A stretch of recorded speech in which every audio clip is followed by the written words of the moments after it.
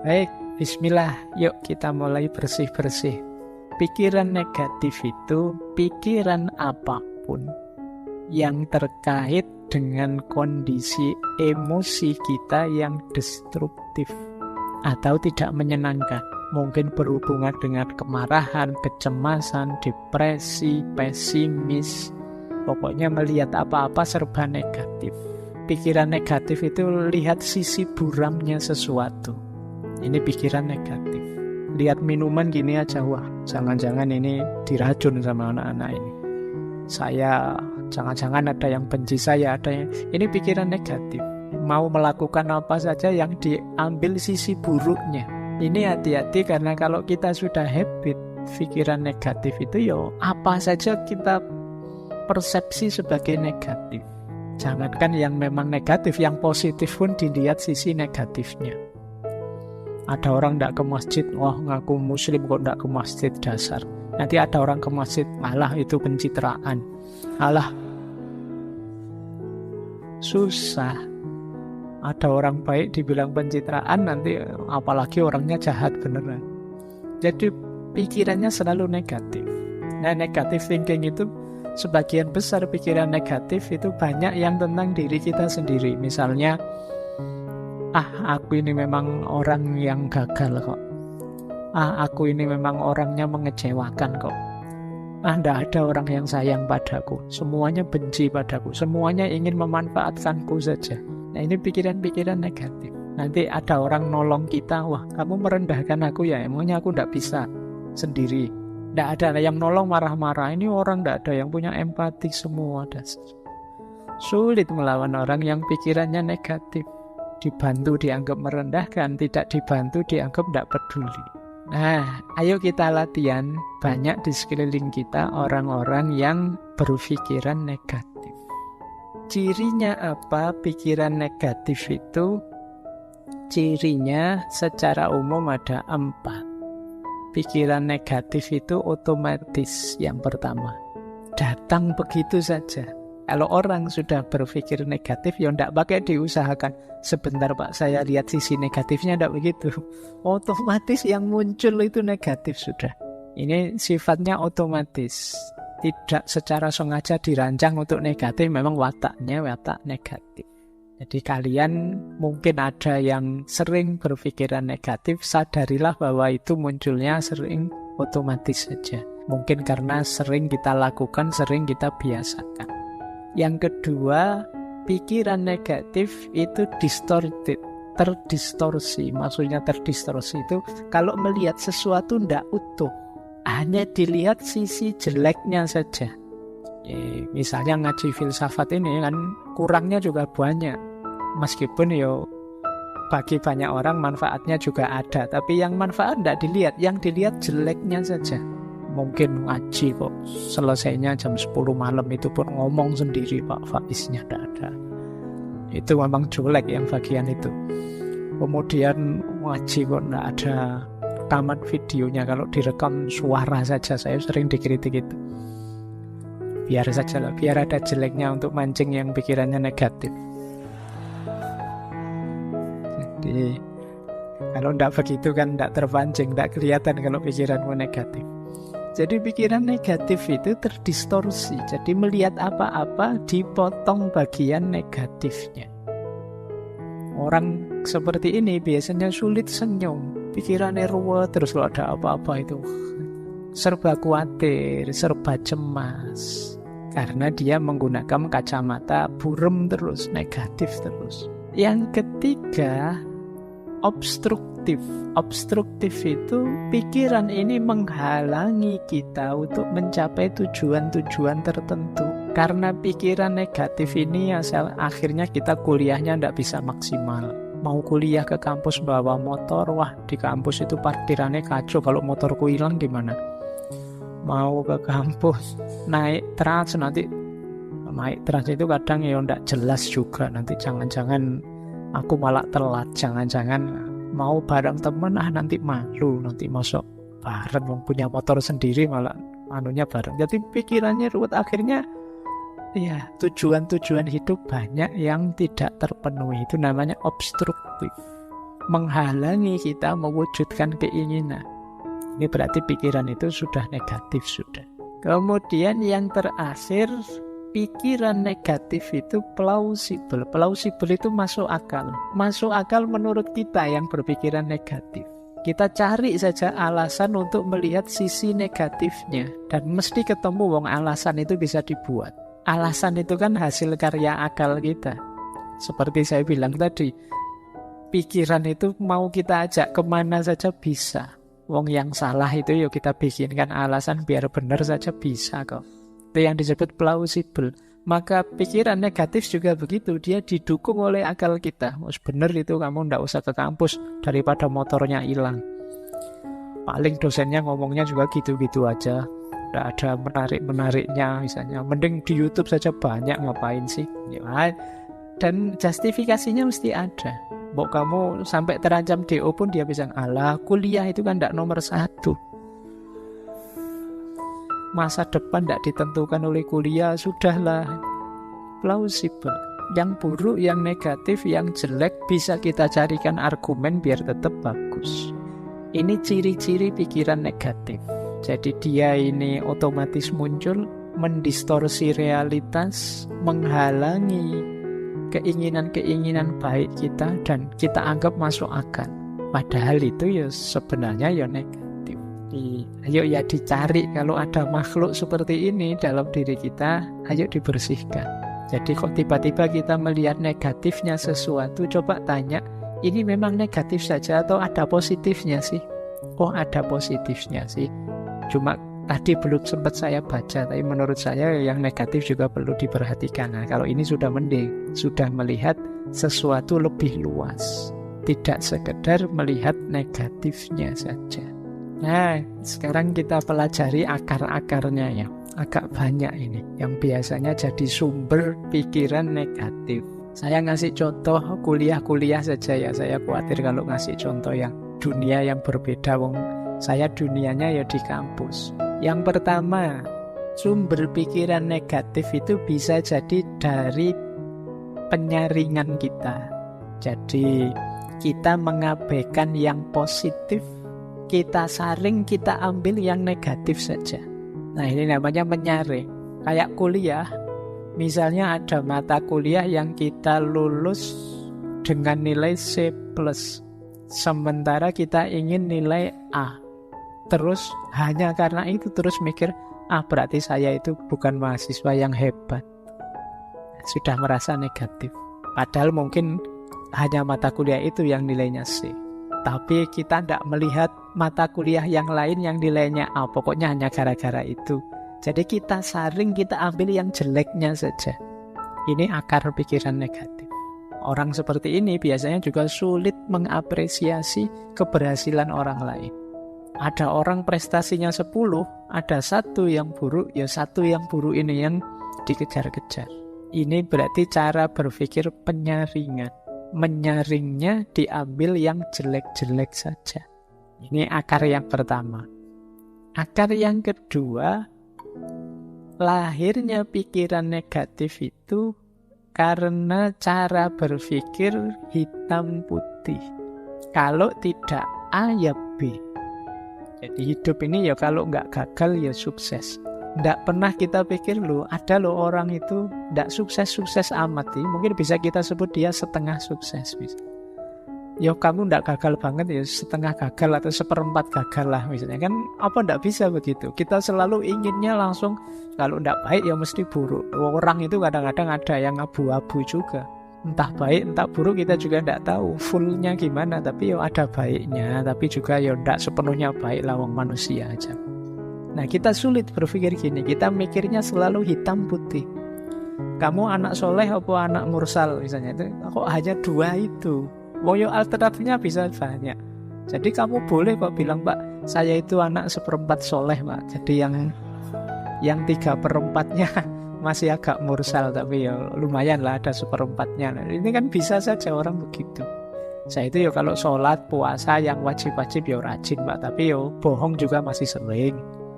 Nah ini kan tidak bisa pure putih, tidak bisa pure hitam. Tapi orang yang berpikirnya serba hitam putih itu sering terjebak ini. Karena dia tendensinya negatif ya terus.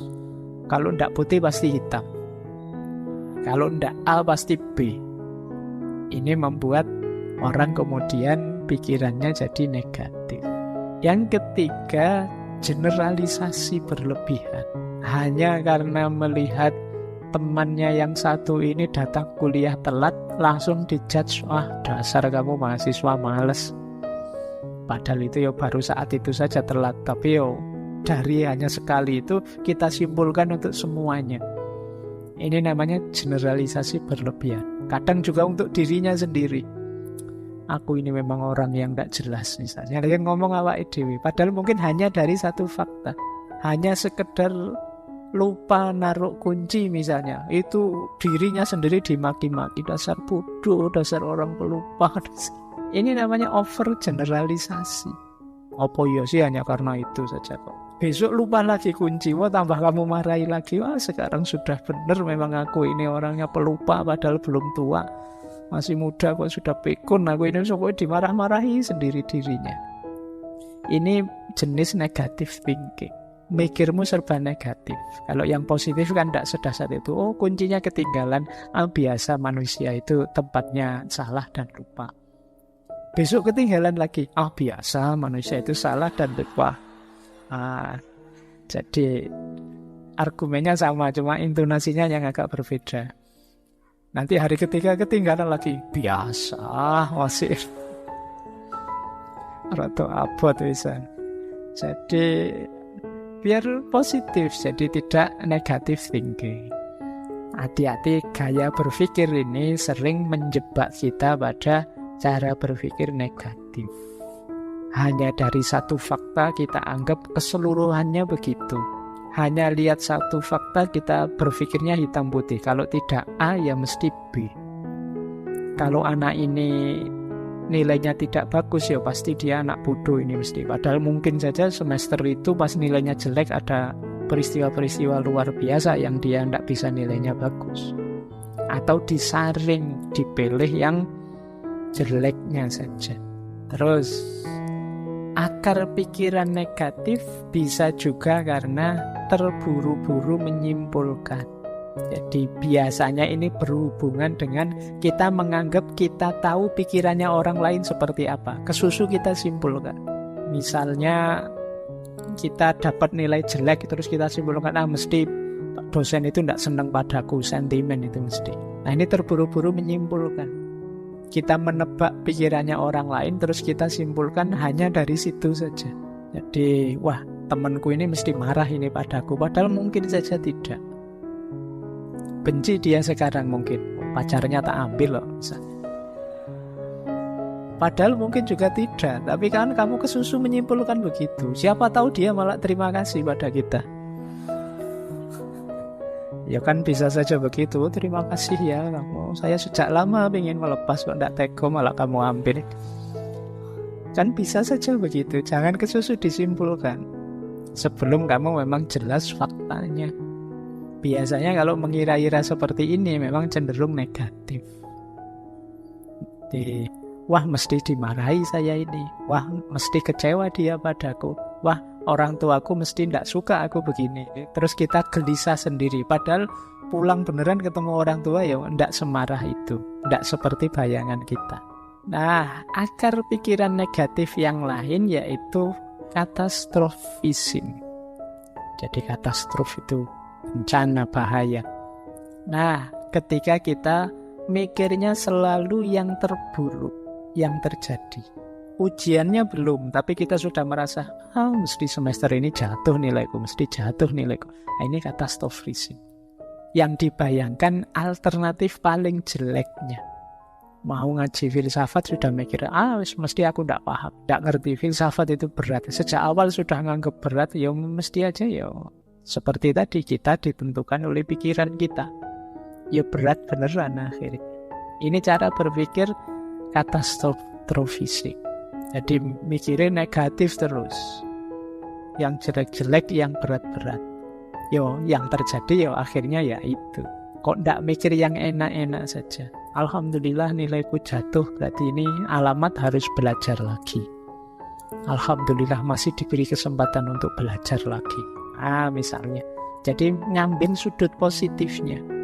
Alhamdulillah uangku habis, ini berarti tidak berani macam-macam, ini tidak bisa ngopi, tidak bisa nongkrong, ngaji aja lah gratis misalnya. Loh kan, alhamdulillah kamu dapat yang bagus. Jadi mikir sudut positifnya. Coba uangku masih banyak, mikir kemana-mana, jalan-jalan di mall, jajan macam-macam, tapi karena uangnya habis, ngaji saja, berdoa minta rezeki sama Allah. Loh, lumayan agak dekat sama Allah. Diberi sakit juga begitu, tidak harus negatif thinking. Alhamdulillah ada sakitnya, ada remnya, lumayan buat alasan tidak masuk kuliah. Nah, jadi berpikir selalu ambil sudut positifnya. Ada juga akar pikiran negatif itu personalisasi. Personalisasi itu kita merasa bahwa kitalah yang mempengaruhi situasi. Seolah-olah kita yang bisa mempengaruhi apa yang terjadi di sekeliling kita. Ini salah saya, ini karena saya. Kadang-kadang nonton bulu tangkis saja mikirnya, kalau saya nonton mesti kalah itu. Ya, mungkin kalian nonton sepak bola juga begitu. Aku tidak nonton, kalau saya nonton kalah mesti loh. Padahal itu ya apa faktornya karena dirimu yang nonton, ya memang kenyataannya begitu. Ini namanya personalisasi. Kamu terlalu nganggap dirimu berpengaruh, tapi secara negatif. Akhirnya kamu tidak nonton. Ya kamu tidak nonton, ya tetap kalah. Tapi kamu merasa kalau kamu nonton, kamulah penyebab kekalahan itu. Sudahlah, tidak usah ngajak saya. Kalau saya ikut itu biasanya gagal. Itu namanya personalisasi. Pikiranmu negatif saja. Baik. Ada lagi pikiran negatif itu karena itu tadi, salah memahami. Harusnya ini di luar kontrol, kita anggap dalam kontrol kita. Jadi ada kan banyak hal, sering saya bilang, belajar itu usaha kita, pinter atau tidak pinter itu anugerahnya Allah. Kalau ini anugerahnya Allah berarti di luar kuasa kita. Bukan salahmu kalau kamu tidak pinter. Tapi kalau kamu malas belajar itu salah. Awas keliru identifikasinya. Jadi ada hal-hal yang bisa kita kontrol, ada hal-hal yang tidak bisa kita kontrol. Harus pas merumuskannya. Jadi kamu naksir seseorang, kamu nembak, itu dalam kuasamu. Karena kamu nembak atau tidak nembak kan kekuasaanmu. Tapi kamu diterima atau ditolak itu di luar kuasamu, itu urusan yang ditembak. Nah, kalau kamu tidak bisa menerima yang seperti ini, ya nanti lahirnya bisa negative thinking. Seolah-olah kamulah yang menyebabkan kamu ditolak. Mungkin kamulah yang menyebabkan kamu tidak pinter. Kamulah yang menyebabkan asal kamu tidak males, ikhtiar sudah maksimal secukupnya, ya hasilnya apapun terimalah. Karena ada hal-hal yang di luar kontrol kita. Sudah nawa itu niat mau berangkat ikut ngaji, sudah mengeluarkan motor, kok ya dilalah bensinnya habis, uang tidak ada untuk beli bensin malam hari ini, terus balik lagi. Nah ini kan berarti ada hal-hal yang di luar kuasamu sudah. Tidak terbayangkan tadi bensinnya kok pas habis. Nah ini, jadi niat ngaji masih dalam kuasamu, tapi ada terjadi peristiwa-peristiwa di luar kuasamu, ya sudah. Biasanya orang yang berpikir negatif kalau terjadi peristiwa seperti ini, waduh, salah apa aku, dosa apa aku, jangan-jangan kemarin menyakiti hati temanku sampai aku diazab seperti ini ya. Karena mikirnya ngono. Biasa saja, memang ada hal-hal yang di luar kontrol kita. Yang penting yang dalam kontrol kita sudah kita jalankan maksimal. Di luar itu ya sudah. Baik, terus ada juga akarnya pikiran negatif itu, kita keliru memahami sunnatullah. Jadi misalnya kamu mendapat nilai jelek, terus saya kok dapat nilai jelek ya, tidak apa-apa lah, memang hidup itu memang tidak adil loh, Mak. Seolah-olah nilai jelek itu karena hidup yang tidak adil, padahal ya karena kamu males saja. Tapi kamu alasan, oh hidup memang tidak adil kok. Kamu nipu orang terus dipukuli orang terus alasanmu, ya seperti ini hidup Pak, penuh penderitaan. Kamu mengkhianati pacarmu terus diputus alasanmu, wah ya memang begitulah cinta, penderitaannya tiada akhir. Oh itu ya polahmu dewe, sekarang sampai putus, sekarang kamu nangis-nangis. Jadi salah memahami sunnatullah tadi. Ini mirip dengan sebelumnya. Ada yang dalam kuasa kita, ada yang di luar kuasa kita. Jadi kita itu sering menjustifikasi kekeliruan kita, kesalahan kita sebagai bagian dari pola hidup atau sunnatullah. Saya itu sebenarnya ingin jadi orang baik loh Pak. Nggak tahu kok takdir membawa saya ke sini. Ayo untuk kamu salahkan takdir membawamu ke situ. Ya kamunya saja memang tidak serius mengarahkan hidupmu ke arah yang baik. Akhirnya kamu terseret ke situ. Itu kayak ceritanya Umar itu kan. Satu ketika Umar bin Khattab ini menangkap pencuri. Pencurinya waktu ditangkap alasan takdir. Loh, saya maling ini kan dan berhasil maling, itu kan berarti memang takdirnya Allah. Kalau Allah tidak mengizinkan saya maling, apa bisa saya maling? Wah, alasannya mantap itu. Jadi akhirnya sama Umar malah dipukuli. Lah kok saya malah dipukuli? Loh kamu dipukuli itu juga bagian dari takdirnya Allah. Juga kamu pakai alasan takdir untuk menjustifikasi kesalahanmu. Ada lagi pikiran negatif yang lahir dari orang yang selalu menyalahkan, mencari kambing hitam. Nah, kalau tadi kan yang ditembak dirinya sendiri, kalau ini nembak keluar, menyalahkan. Wah ini hujan terus ini, gara-gara kamu sih. Nah ini yang disalahkan orang lain. Ada apa saja nyari kambing hitam.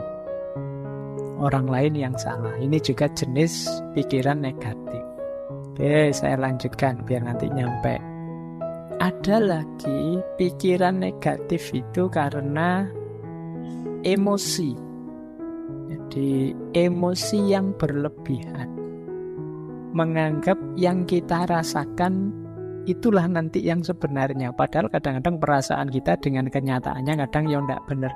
Kadang-kadang kita itu agak sentimental, agak dramatis, agak apalah. Kita sering agak-agak begitu. Tapi ini kita anggap yang sebenarnya. Wah, saya ini orangnya mudah kalah Pak. Saya itu sejak dulu saya membaca hidup saya itu selalu gagal. Nah ini emosional.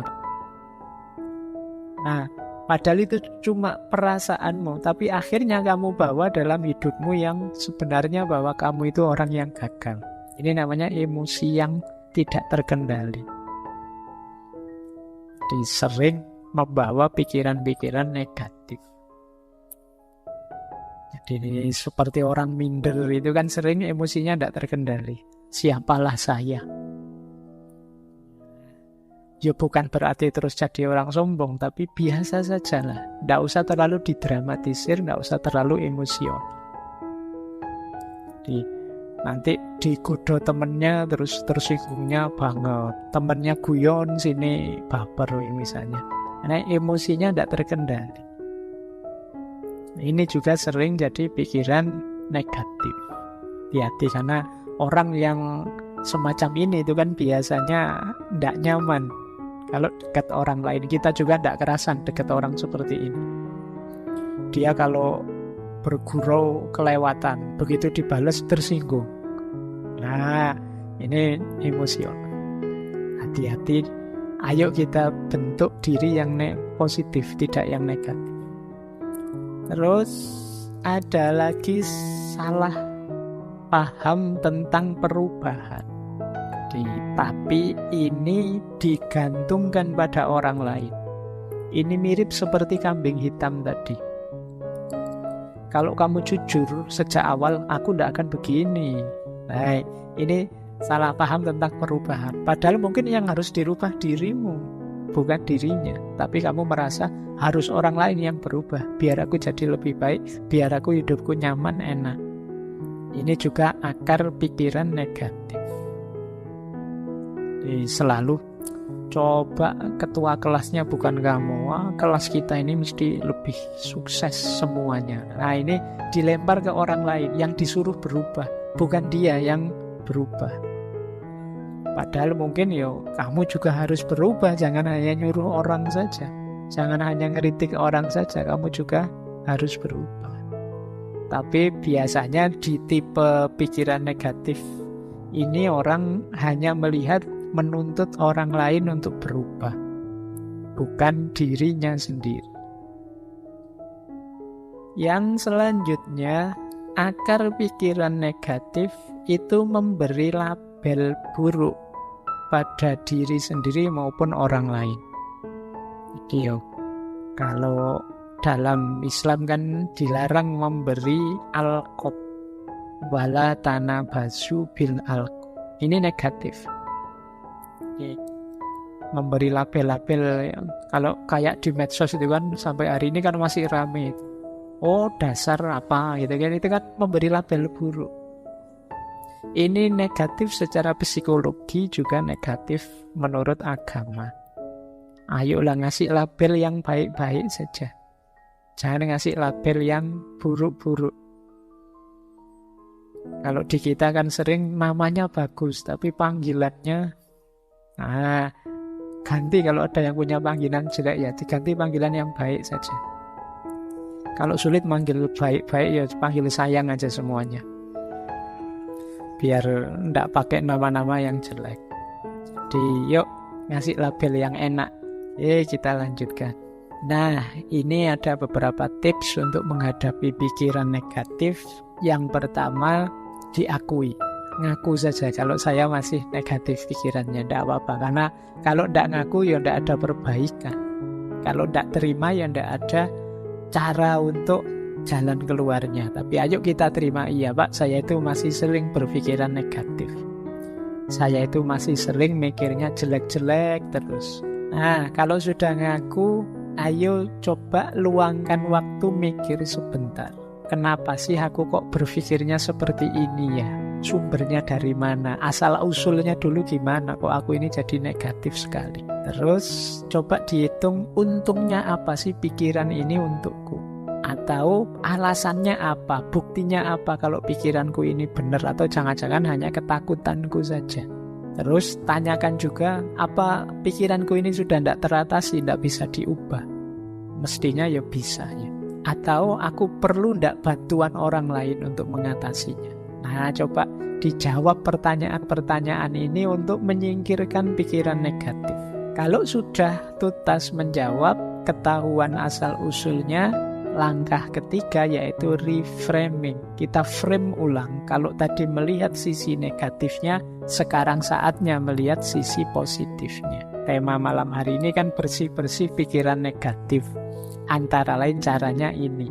Kita akui, kita uji, dan kita bikin frame ulang yang positif. Nah, ini pikiran positifnya. Cara untuk melatih berpikir positif adalah yang pertama, ayo mengenali kelebihan-kelebihan dan keberhasilan-keberhasilan kita. Tidak ada orang itu yang hidupnya negatif terus. Pasti pernah mengalami hal-hal positif. Bila perlu ditulis. Boleh teman-teman kalau ada waktu ya, bawa kertas atau buku tulis. Kelebihanku itu apa saja sih kira-kira? 1, 2, 3, 4, 5 apa saja. Pasti ada kok kalau teman-teman. Tidak mungkin tidak ada kelebihan sama sekali. Ya kemungkinan banyak tapi tidak ketahuan saja. Kalau kalian jeli mungkin ketemu, oh ternyata saya itu orangnya begini, orangnya begitu. Coba ditulis saja.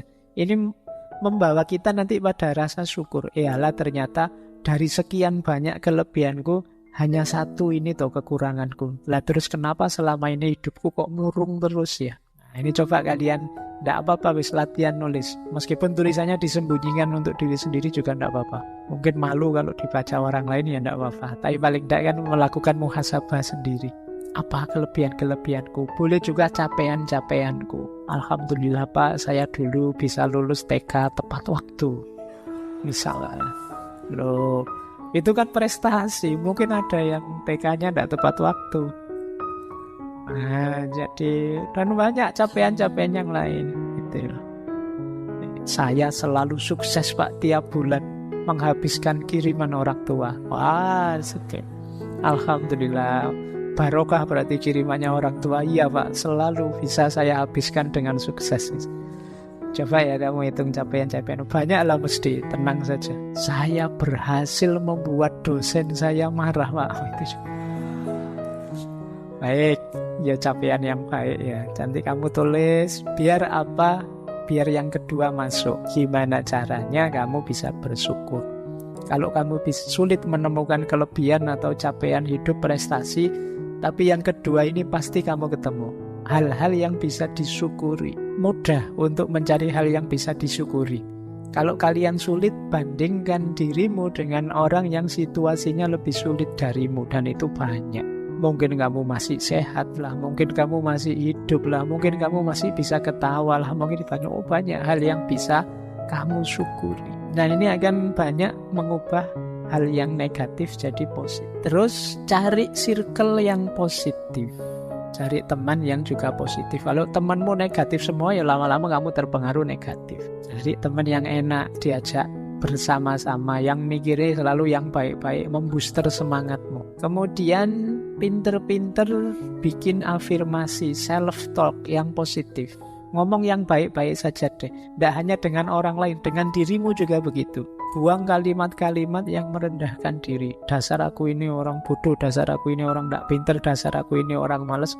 Sudahlah, ganti kalimat yang lebih positif. Daripada kamu marah misalnya, dasar aku orang malas, ganti kata dengan yang lebih positif.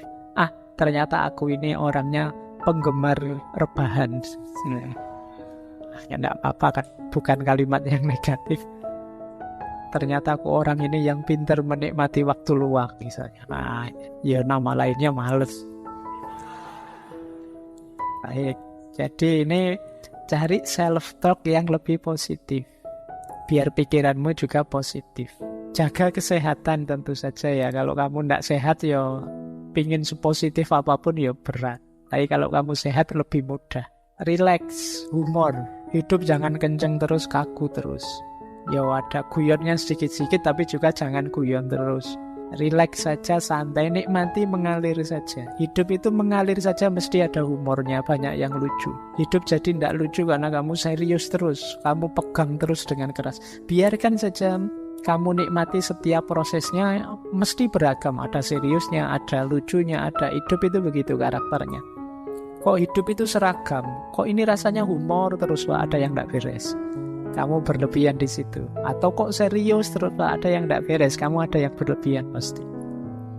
Secara natural hidup itu pasti ya ada naik, ada turun, ada serius, ada humor. Terus banyak belajar hal baru. Banyaklah belajar tentang yang baru-baru. Yang baru ini menarik. Biar kamu tidak sibuk dengan pikiran-pikiran lama yang negatif. Nah, jadi setelah dibersihkan tadi, diisi dengan yang positif. Memulainya dengan hal-hal ini. Nah, ada teori yang menarik. Ayo belajar dari positivitasnya anak kecil. Anak kecil itu berpikirnya sangat positif. Anak kecil itu dia ingin tahu apa saja, ingin mencoba apa saja. Melakukan hal-hal yang pintar, kadang-kadang juga hal-hal yang konyol. Mereka juga bertengkar dengan temannya tapi terus rukun lagi. Mereka jatuh ya bangun lagi. Kalau gagal ya penasaran diulang lagi. Mereka bisa kecewa tapi gampang punya harapan baru. Mereka juga punya ketakutan tapi segera setelah itu mereka tetap bisa ceria, bisa gembira. Kalau sedih ya mereka nangis, tapi tidak lama terus lupa, bisa ketawa-ketawa lagi. Itu enak, nyaman kalau anak kecil. Ini yang disebut positivitasnya anak kecil. Kalau kita kan tidak. Kita setelah jatuh itu bangunnya lama. Ada putus asanya, ada mengeluhnya, ada nyanyi-nyanyinya. Wajar kita. Tidak bangun-bangun. Kalau sudah kecewa, wah kita dendamnya bisa sampai ujung dunia. Kalau anak-anak itu habis bertengkar, orang tuanya ikut belani bertengkar. Dia sudah rukun, orang tuanya masih bertengkar. Itu positivitasnya anak kecil. Jadi hidup jadi ringan, wajar saja. Tidak ada anak kecil itu kok suudzon apa. Tidak ada, ya mikirnya positif terus. Jadi pikirannya selalu positif. Yo, fakta ini menunjukkan berarti pikiran negatif itu tidak fitri. Itu buatan, pengaruh dari luar. Aslinya kita secara murni itu positif. Buktinya apa? Anak-anak yang belum banyak terpengaruh macam-macam itu sangat positif hidupnya. Tidak ada anak kecil itu yang dendam, tidak ada anak kecil itu yang putus asa, terus menganggap dunia ini gelap kalau begitu. Tidak begitu, tidak ada. Biasa saja.